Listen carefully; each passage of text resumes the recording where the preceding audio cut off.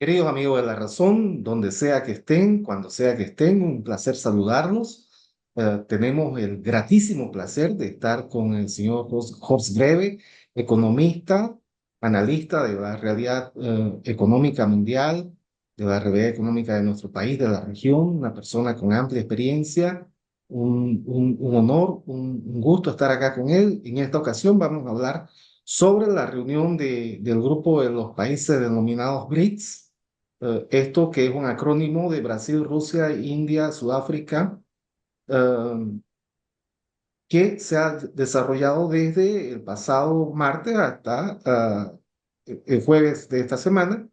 Entonces, señor Horst, ¿cuál es su perspectiva sobre esta reunión de los países BRICS, la reunión que se ha llevado adelante en Kazán, Rusia? ¿Cómo ve usted los principales resultados de esta cita?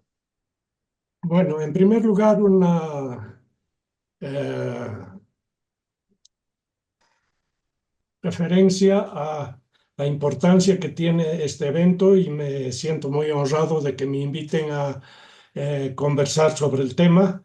Saludos a todos los eh, de la audiencia de tu programa de entrevistas en La Razón y me parece que es un tema ampliamente eh, eh, o sea, tiene una necesidad muy amplia de ser interpretado. Yo diría que podemos llamar a este 16º encuentro presidencial de los BRICS como la cumbre de Putin. No es en absoluto una eh, noticia menor el que una persona que está con juicios internacionales, condenas pendientes por parte de la Corte Penal Internacional, logre una presencia de 20.000 personas y más de 30 delegaciones de diferentes países donde hay que evaluar qué es lo que puede haber convocado semejante presencia, que además ocurre en los mismos días en que se llevan a cabo en Washington las reuniones del Fondo Monetario Internacional y del Banco Mundial, que han tenido mucho menos relevancia que lo que se ha prestado comunicacionalmente de atención a esta cumbre. Una de las explicaciones que yo creo que hay que tomar en cuenta es la situación en el Medio Oriente, donde las masacres de Israel, que han llegado ya a un número de 40.000 víctimas en la franja de Gaza, principalmente niños. Ahora también se extienden los bombardeos de Israel al Líbano y no está lejana la posibilidad de que haya una confrontación con Irán. Todo esto que recibe el respaldo de parte de los Estados Unidos, la OTAN y de los miembros de la Unión Europea, ha recibido cada vez mayor repudio mundial. Y esto se traslada a respaldar la invitación de Putin a este evento que desde su perspectiva ha sido un evento sumamente exitoso. En primer lugar, hay que decir que se lleva a cabo en un momento que probablemente es uno de los más complejos de las relaciones internacionales después de que acabó la Guerra Fría. Sin embargo, estamos al comienzo de una evolución, no estamos en medio siquiera ya de una distribución de posiciones, alianzas y de grupos internacionales cuajados y ya totalmente fraguados, sino va a depender el futuro y el futuro inmediato en los próximos meses de varios vectores y de la evolución que tengan los conflictos actuales en curso. Uno de los principales eventos que va a determinar lo que pase en el futuro es el de las elecciones en los Estados Unidos, elecciones presidenciales que tienen una anticipación muy problemática, puesto que parece que van muy parejas las encuestas para Kamala Harris y para Donald Trump. En todo caso, cualquiera de los dos que gane van a introducirse cambios en la política internacional de los Estados Unidos. En el caso de Kamala Harris, más de detalles secundarios y algunos énfasis. En cambio, el viraje podría ser un poco brusco en el caso de que el resultado favorezca a Trump. De todas maneras, yo estimo que ni siquiera Trump va a adoptar de manera inmediata una posición y una reacción tan dramática como la que auguran algunos alarmistas de siempre.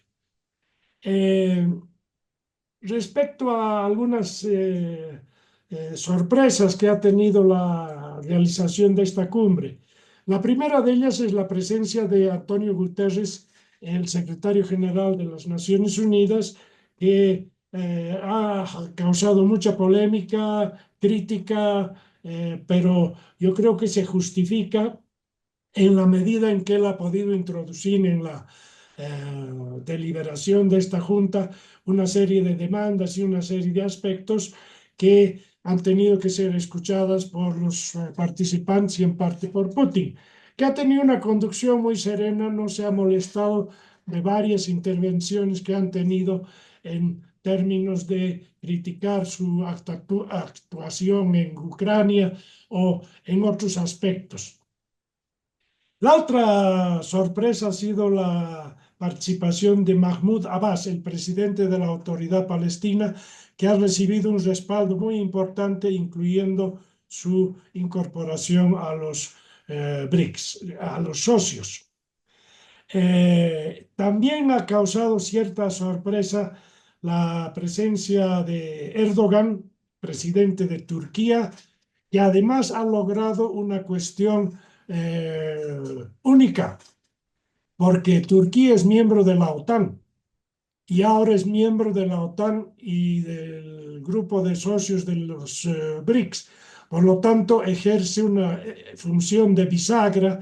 Y si uno mira el mapa mundial y ve dónde está ubicada Turquía, entiende qué es lo que está ambicionando Erdogan, porque su país es realmente un país que está conectado con el Medio Oriente, con Asia, con Europa, con África. Entonces, ahí hay una presencia más comprensible. Al que le fue muy mal es a Maduro.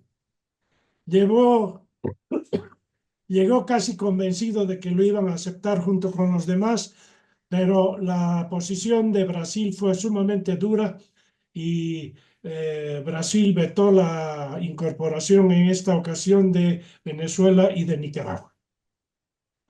Entonces, ahora el grupo de los BRICS está dividido en dos componentes: los miembros plenos, que empezaron siendo cuatro: Brasil, Rusia, India y China.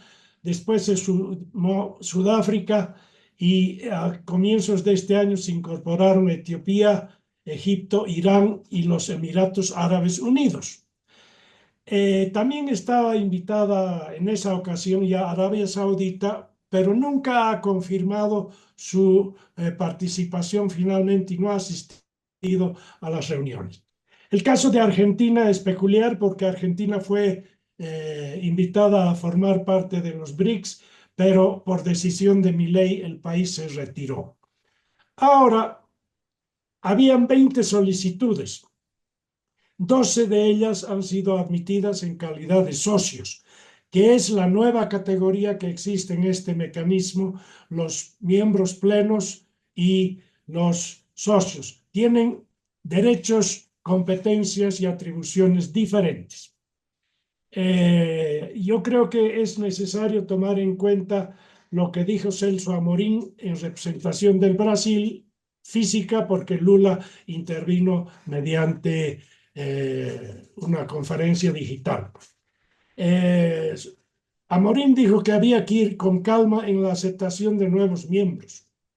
porque si se incorporaban muchos países muy rápido, los BRICS pronto acabarían en una situación como las del G77.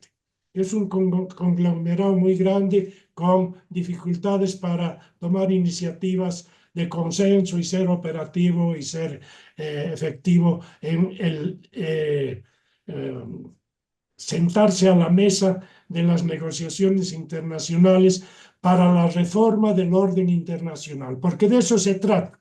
Esto era el objetivo de esta convocatoria. Las peculiaridades las he mencionado, pero está claro que la idea que empezó a cuajar desde comienzos de la década pasada, 2010, con la incorporación de Sudáfrica, ha sido reformar la gobernanza internacional, lo cual significa poner en tela de juicio y criticar la manera en que han ocurrido las relaciones internacionales bajo el sistema de Naciones Unidas, su Consejo de Seguridad y los organismos de Bretton Woods, el Banco Mundial y el Fondo Monetario Internacional. Entonces, de ahí ha surgido la idea de que para sopesar la capacidad de incidir en las cuestiones internacionales de los BRICS, habría que comparar su capacidad y su poderío con el G7, que es el grupo informal también, pero de los países más industrializados. Rusia perteneció al G7 cuando era G8, pero después de la invasión y de la anexión de Crimea, fue eliminado como miembro del G7. Entonces, la comparación es sumamente interesante porque ahí vemos que en materia de crecimiento, por ejemplo, las economías de los BRICS en su calidad de economías emergentes y con la presencia fundamentalmente de China y de India, tienen una tasa de crecimiento anual promedio de los últimos 10 años entre 4 y 6%. Los del G7 apenas 7%. Perdón, los del G7 apenas 1,5 a 2,5, o sea que la velocidad de crecimiento es impresionante, siendo así que son masas poblacionales muy grandes. Por lo tanto, hay que considerar lo siguiente. En términos del Producto Interno Bruto, el G7 representa el 46% del total mundial, los BRICS el 28%. En términos de paridad de poder adquisitivo del PIB, el G7 es 55 y los BRICS 65.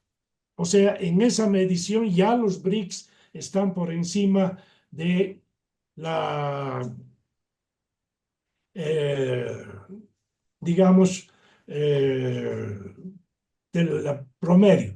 En términos poblacionales, la diferencia es mucho mayor. El G7 tiene 778 millones, mientras que los BRICS son 3.570 millones, donde gravitan principalmente la China y la India, ¿no? En materia de exportaciones, los del G7 tienen el 10% y los del BRICS el 5%. Hay todavía la balanza a favor de los otros. En materia de reservas, el predominio del G7 y los aliados como el Japón o Inglaterra le dan un predominio muy grande en materia de reservas internacionales a los grupos del G7, mientras que la gravitación en términos de reservas dentro del ámbito de los BRICS es apenas de un 2,4%.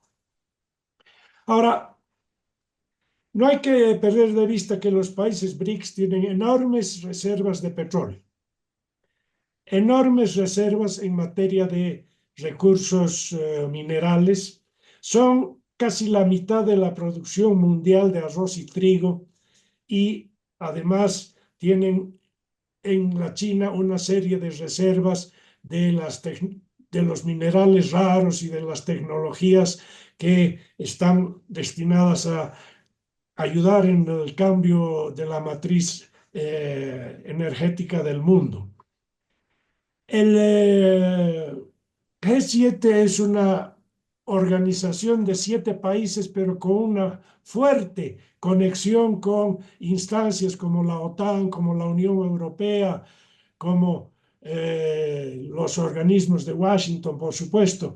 Mientras que el grupo de BRICS, a pesar de su tamaño y su dinámica de crecimiento, es una institución relativamente difícil de unificar en una visión y en un comportamiento único. Por lo tanto, la cohesión y la coherencia interna de sus decisiones es mucho mayor en el G7. Su capacidad operativa es demostrada para bien y para mal con gran claridad. En cambio, el grupo BRICS solamente tiene un denominador común, que es la crítica al orden mundial que surgió en la segunda mitad del siglo pasado y que la quieren reemplazar o por lo menos ponerle una competencia y hacer del sistema internacional una instancia mucho más multipolar. Llevar el multilateralismo a una situación multipolar y no hegemónica como lo que había sido de alguna manera en el pasado. A tal efecto, los del BRICS han fundado 2 instituciones que son interesantes de mencionar. Por una parte, el nuevo Banco de Desarrollo, que trata de competir con el Banco Mundial y con el Fondo Monetario, y también la creación de un fondo de reserva contingente, que sería algo así como el prestamista de emergencia en caso de dificultades de balanza de pagos por parte de alguno de sus países miembros, sin las condicionalidades que impone el Fondo Monetario. Entonces, los atractivos que tienen para los países del sur global estas instituciones que están creando los países del BRICS son importantes.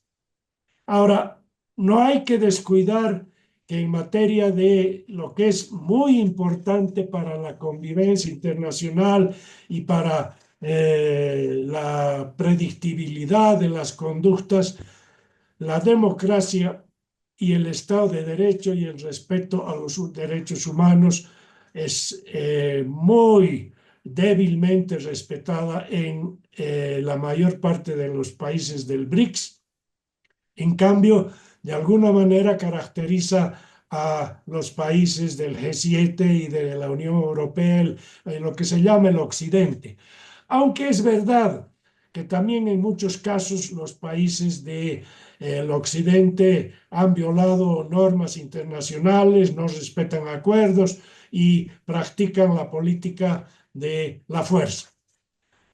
Por lo tanto, aquí hay una situación que no es susceptible de calificarse. Aquí está la democracia, aquí están los autoritarios. No es así, porque la India, por ejemplo, no es un país autoritario. Está en dirección de eso, pero no es todavía un país autoritario y probablemente no llegue a serlo. Tampoco Brasil. Brasil a su manera es una democracia. Ha tenido un episodio autoritario bajo Bolsonaro, pero no bajo Lula. Sudáfrica tampoco es un país autoritario. Entonces, yo creo que el desafío para los analistas y los expertos en geopolítica y en análisis internacional es la precisión de los detalles. Aquí no se pueden hacer juicios taxativos y definitivos sobre esto es blanco, esto es negro, sino hay que ir mirando la evolución de las cosas. Entonces, tampoco son lo mismo los autoritarismos como los de China y los de Rusia con los países árabes, que tienen otro tipo de autoritarismo no democrático y no se rigen por constituciones escritas, sino por sus documentos sagrados, religiosos, etcétera, ¿no? Entonces, el mundo está muy complejo y es bien que esté así, salvedad hecha de que esto está llevando por de pronto a una serie de conflictos que no han terminado. No ha terminado el conflicto en Ucrania, ha sido criticada la actitud de Rusia en la reunión de los BRICS ahora. Es una invasión abusiva, es una anexión sin justificación, excepto la ambición personal de Putin y sus aliados internos. Y por otra parte, lo que es condenado y está llevando al mundo a una escalada muy peligrosa que se está expandiendo en el Medio Oriente es lo que ocurre en la Franja de Gaza, en Cisjordania, en Líbano, y eventualmente puede llevar a un conflicto incluso con armas nucleares entre Irán e Israel.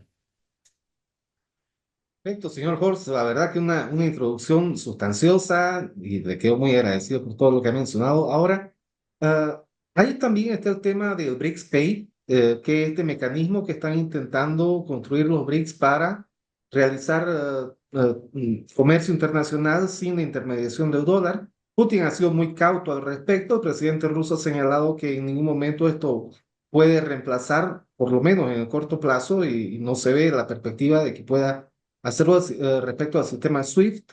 Sin embargo, parecen abrirse mecanismos interesantes. China trabaja con este mecanismo también de los swaps. Bolivia estaba en lista de espera para eso. ¿Cuál es su consideración respecto a este aspecto, señor Horst? Bueno, el tema es antiguo, pero tiene una relevancia cada vez mayor, puesto que de lo que se trata es de crear una alternativa como función monetaria internacional al dólar. El dólar es una herramienta muy poderosa en manos de los Estados Unidos, que tiene un privilegio único, en sentido de que puede emitir dólares y convertirlos en circulante global sin ninguna restricción a sus equilibrios internos. Y su deuda externa e interna las puede también rápidamente enjugar mediante emisiones monetarias, etcétera. Pero es la moneda que ha sido admitida y ha funcionado en los últimos prácticamente 70 años, y que recientemente ha empezado a tener una cierta competencia, sobre todo de la moneda china, el renminbi. Entonces, la reivindicación de la desdolarización a nivel internacional es una reivindicación que tiene su fundamento en un antihegemonismo, pero al mismo tiempo en una solución a las sanciones que se estaban aplicando contra varios países, la China, Rusia, Irán, etcétera, y que por lo tanto les intervenían sus cuentas en Suiza, en su comercio, en sus depósitos, etcétera, y por lo tanto han creado este mecanismo del BRICS, PayPal o BRICS, ¿cómo se llama? BRICS Pay. Ese.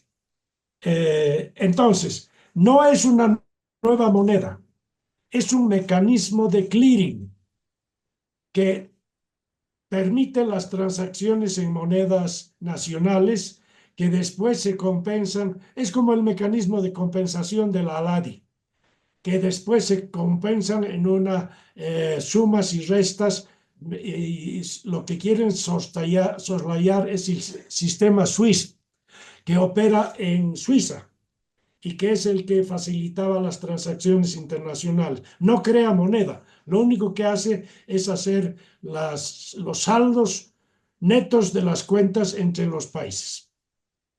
Una De cosa muy acuerdo. importante, pero no significa que es demasiado fácil generar liquidez artificial por ese lado. O sea, no hay que hacerse ilusiones aquí en Bolivia que a poco tiempo vamos a tener aquí un aumento de nuestras reservas mediante el BRICS PayPal. De acuerdo, señor Horst. Ahora, al respecto, tocando el tema de Bolivia, ¿qué oportunidades usted ve que hay para el país con los BRICS? El presidente Luis Arce ha asistido a la reunión también. Eh, ¿Qué oportunidades, desafíos, cómo ve el horizonte de nuestro país en relación a este grupo? Bueno, en primer lugar, ha llegado en la noche del último día. Y obviamente, como es característico, ha sido bastante eufórico y aquí ha habido la reacción, ya somos BRICS. Bueno, estamos en la puerta. No hemos entrado todavía, estamos en calidad de socios y junto con los otros 11 países pasará un tiempo que se va evaluando en qué aspectos, en qué temas, en qué circunstancias pueden intervenir en las decisiones, en las deliberaciones del BRICS. Una posibilidad inmediata, pero que ya estaba relativamente abierta, hubiera sido la de acceder a fondos del nuevo Banco de Desarrollo. Pero tampoco es estirar la mano y recibir fondos. Y tampoco ha funcionado muy fácilmente este mecanismo de swap que se ha hecho con el renminbi en el Banco Unión.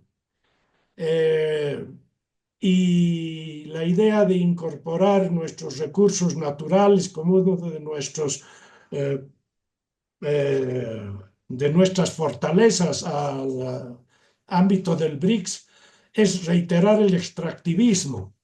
Entonces, ahí hay, digamos, una visión de corto plazo exitista, propagandista. Es el gran logro de haber sido admitido eh, sin demasiadas condicionalidades y rogándose a Putin, que lo ha hecho probablemente porque sabe que de esa manera logra un nuevo miembro latinoamericano donde le estaban haciendo falta, porque son miembros latinoamericanos, Brasil, Cuba y Bolivia. Nadie más. Estaba Argentina, pero ya hemos visto que Argentina se ha retirado. Entonces, yo diría los resultados son mucho más propagandísticos que efectivos en el corto plazo. A mediano plazo todo va a depender de las políticas, de las iniciativas que se llevan a cabo en el país de una manera transparente y sin compromisos que no son puestos en consideración de la Asamblea Legislativa o de la opinión pública del país. Haciendo un balance, señor Horst, sobre la reunión de los BRICS y el momento en el que está el mundo con estas tensiones geopolíticas, estas guerras, este desplazamiento también de orden de un mundo unipolar hacia un mundo multipolar y demás. ¿Cómo usted pondría en la balanza qué elemento usted destacaría de esta última cita en Kazán? Bueno, yo creo que ahí eh, el mayor beneficio seguramente y también en términos de imagen y de gravitación demográfica, económica, ha ocurrido en el África y en segundo lugar en el Asia.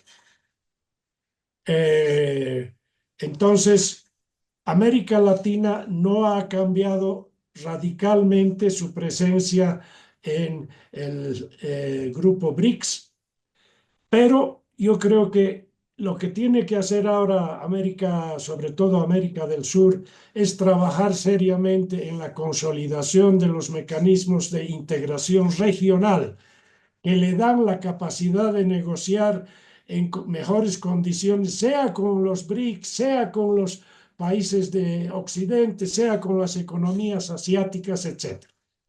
Eh, Uno por uno, los países son muy débiles y no es por un defecto, sino por un atributo demográfico, geográfico o económico. Entonces, aglomerando, juntando las capacidades del Mercosur, por ejemplo, incluyéndolo a la Argentina, a pesar que esté a regañadientes, pero habría que lograr que se incorpore esa masa del Mercosur, que contiene al principal pulmón del planeta, ya es algo relevante para las negociaciones internacionales. Y yo creo que lo que importa en este momento a Bolivia es tener claridad sobre sus debilidades y su necesidad de tener una inserción en el mundo que no sea de generar nuevas dependencias y nuevos alineamientos automáticos. Pero para mantener un no alineamiento activo se necesita un fortalecimiento muy significativo de las capacidades institucionales de política exterior del país. Entendido, señor Diplomáticos, Horst. expertos y sobre todo una clara orientación sobre a dónde navegamos en el futuro. Clarísima la explicación, señor Horst. Le quedo muy agradecido a nombre también del medio, de nuestra directora Claudia Navente. Muchos saludos para usted, los mejores deseos y muchísimas gracias, queridas amigas, queridos amigos de La Razón, donde sea que estén, cuando sea que estén. Un placer haber estado con ustedes a través de esta entrevista. Muchas gracias, señor Horst. Muchas gracias por la invitación y un saludo a los lectores y a la teleaudiencia de este programa. Saludos. Muchas gracias, señor Horst. Saludos. Chao, hasta luego.